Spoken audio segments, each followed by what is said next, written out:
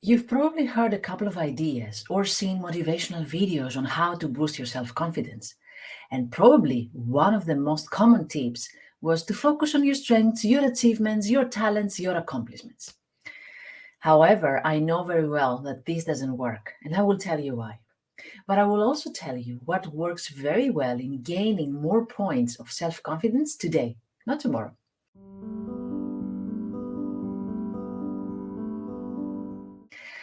Welcome to my channel. I'm Vasi Starandopoulou. I'm a psychologist. And I know many of you have tons of questions on psychology, mental health, how to grow, how to become more aware, how to build healthy relationships. And that's why I'm here, to answer them all and to share with you my tips, my insights, and my knowledge.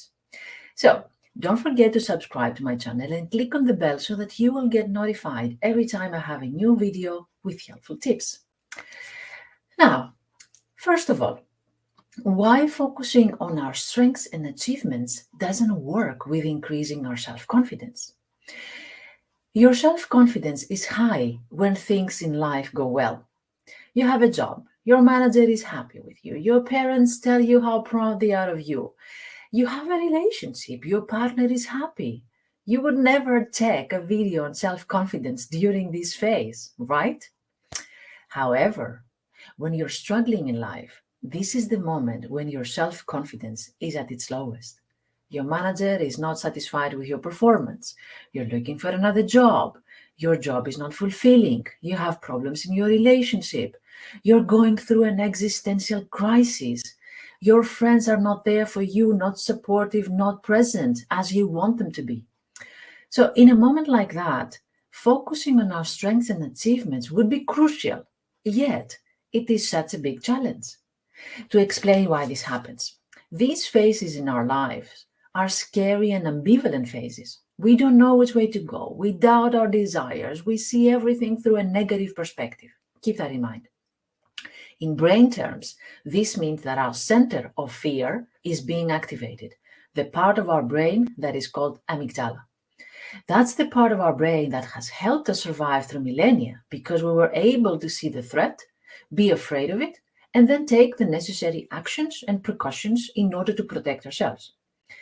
In the same way, if now you are going through a tough period in your life, your brain perceives the situation as threatening and forces you to see all the negative scenarios in it in order to protect yourself as best as possible. Your brain thinks. And this is our autopilot, to feel the fear and focus on the negative, the worst case scenarios for self-protection. Now, do you see why it's difficult to turn our thinking into something positive during tough moments? I'm not saying that this is impossible. Many people can do it successfully, but it requires training. What I'm saying is that it's difficult and it's not something we will automatically think when we don't feel comfortable within our own skin. We need something else, something more drastic, and yet something that can trick our amygdala, the headquarters of fear, and at the same time gain some confidence as soon as possible because we need it so much right now in order to get out of this negativity loop and all the self-sabotaging habits. Well, the best thing you can do when you want oranges but life throws you lemons is not make lemonades, but it's this one simple tip: keep your promises. What do you mean by that? Imagine that your self-confidence is like a balloon. When you keep your promises, it inflates. When you don't keep them, it deflates. Let's say you wake up in the morning and you said, "Today I will call my grandma. I haven't spoken to her for a long time. Also, I will go to the post office and send this package to my friend. I have been postponing that for a couple of days, but today it's not that day. I will also reply to my manager about the feedback she asked on the new project. I will also take the garbage out. And finally, I will try this recipe of pumpkin soup that I have been wanting to try for ages." These are the promises you made for the day. You notice that they're not too complicated, eh?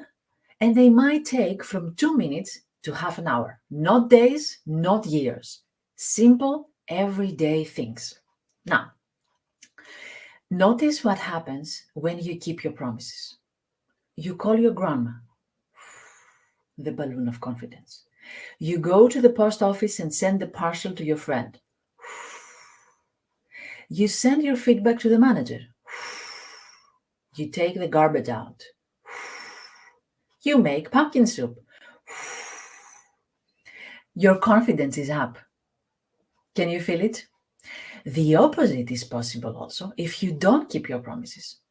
You forgot to call your grandma, and she's gonna be all right either way. You can call her tomorrow, whatever. You didn't go to the post office. Oh, too much work today. Friends can wait. You didn't send your feedback to your manager. It has to be the perfect email. You cannot just rush into it and send a sloppy reply. The garbage is still outside your door. You didn't make pumpkin soup. Not in the mood to experiment today. Just order pizza. Your self-confidence is severely wounded at the end of the day. And not because you didn't achieve something grand, fireworks, but because you didn't manage to keep these small promises. Do you know what the message is that your brain hears at that moment? If I can't make these small actions happen, why do I think that I'm going to be able to pull something bigger, more complicated, and more ambitious in my life? What kind of person can't make a 2-minute call? A loser, a slow, a weak, an incompetent? And you and me know that this is not true right now. But when you are already hesitating about your self-worth, when you doubt about your next big steps, and not keeping small promises can be even more detrimental to your self-confidence. And let's be realistic. Keeping your promises will not change your life from night to day, but it will create the momentum you need, the motivation, the positive feeling, you name it, so that you start believing in yourself again and you start building on the bigger goals, the bigger promises you have made to yourself. So here's the plan when you struggle with your self-confidence.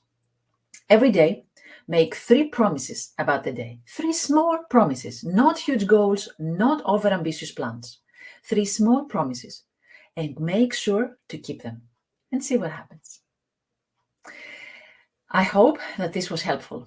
Please share your 3 promises you did and you kept. I would love to hear them, and you will see it will be very inspiring for many others. Feel free to connect with me. Subscribe and hit the bell. But also, you can find me in my other social media platforms where I post more content and information on mental health, self-awareness, and self-growth. Also, have you had a look at my Anti-Loneliness Academy? This is my online platform with courses, and the most popular right now is the one about perfectionism. Yes, I know.